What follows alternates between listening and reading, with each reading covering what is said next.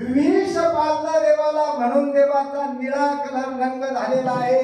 त्या पुतणेला सुद्धा देवानं किती कृपाळू देव आहे, किती दयाळू तो देव आहे.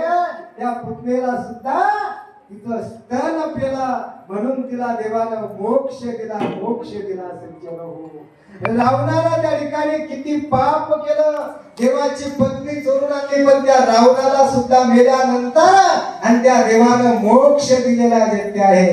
कंसाचा वध केला, कंसालाही सुद्धा आणि मोक्ष दिलेला व्यक्ती आहे. एवढा तो माझा पांडुरंग, माझा तो पवित्र कन्हैया आणि कृपाळू व्यक्ती आहे. विठाला दुसरा विडा उचलला महाबळ भट होऊन आणि एक राक्षस आला. सज्जन हो, त्यानं सांगितलं यशोदे हा तुझा मुलगा आणि मुळावरती अवतीर्ण झाला, मुळावरती जन्माला आला, याला ठेवू नको, गड्डा कर आणि याला पुरून टाक. हे सर्व कुळाचा नायनाट करणार जे ते आहे. सज्जन हो, 56 कोटी यादव आणि हा नष्ट करणार आहे. महाबळ खरं सांगितलं बरं का. आता भागवत कथा सांगायची नाही आपल्याला.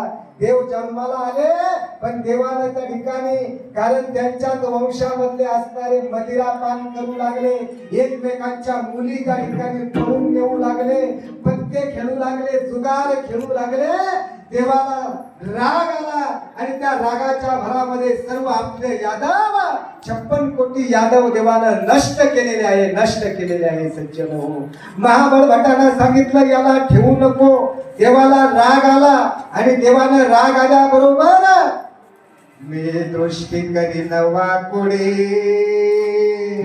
पाडीन ब्रह्मांडाच्या उतरडी.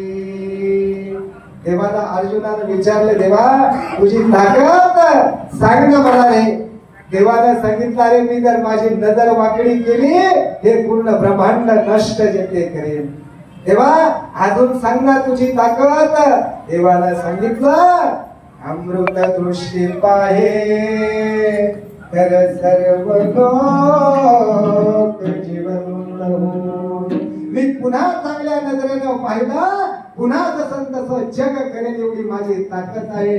देवानं वाकड्या नजरेनं पाहिलं आणि घरातले सर्वची सर्व आणि विटंबीला भट तिला पाठीवरी पाठ. सज्जन हो, आपल्या घरातल्या ज्या निर्जीव वस्तू आहे, ते बेलणं, ते गोळपाट, ते मुसळ, त्या बाधा सर्वाच्या सर्व उठल्या आणि त्या महाबळ भटाच्या आणि माग लागलेल्या व्यक्ती आहे.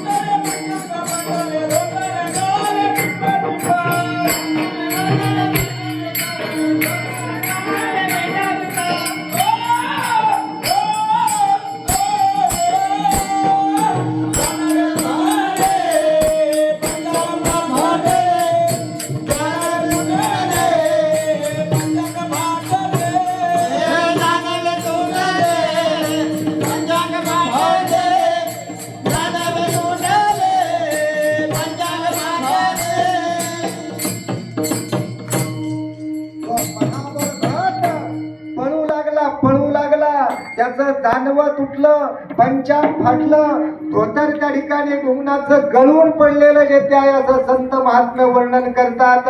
तेवढ्यामध्ये आणि बाजा आडव्या झालेल्या जे ते आहे कसा मसा जीव घेऊन पळाला आणि सांगितलं कंसा अरे एवढा बलाढ्य तुझा शत्रू आहे की त्याच्या आज्ञेनं निर्जीव वस्तू सुद्धा आणि सजीव होऊन पाठीमागे येते लागतात. एवढी ताकद आणि त्या गोपाल कृष्णाची आहे. 6व्या दिवसापासून आणि संकट यायला सुरुवात झालेली येते आहे. सज्जन हो, एक दिवस देव एवढे रडू लागले, एवढे रडू लागले की कशानंच त्या ठिकाणी थांबत जेते नाही. नारद महामुनी आले. नारद महामुनीनं पाहिलं आणि सांगितलं की कोण्या तरी संताच्या पायाखालची माती आणा, तेव्हा देव त्या ठिकाणी रडायचं थांबतील.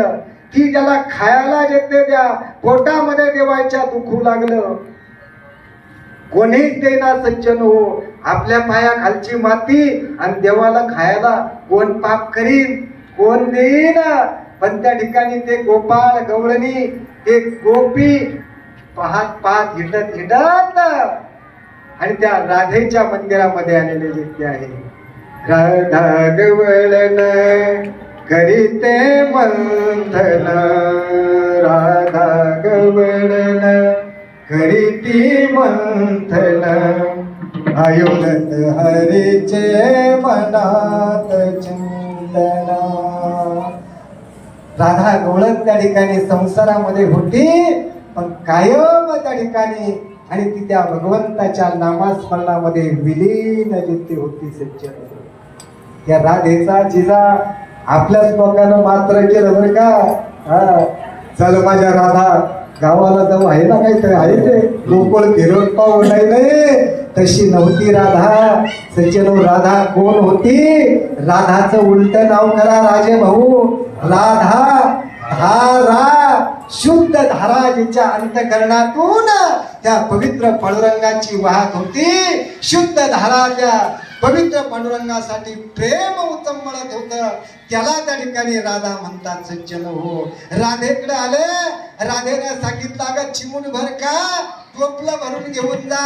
आणि त्या ठिकाणी राधेच्या पायाखालची माती आणली, देवाला चिमूटभर मुख कमलामध्ये टाकली, तर देव त्या ठिकाणी हसू लागले सज्जन हो. एकदा यशोदा मातेनं देवाला आणि यमुना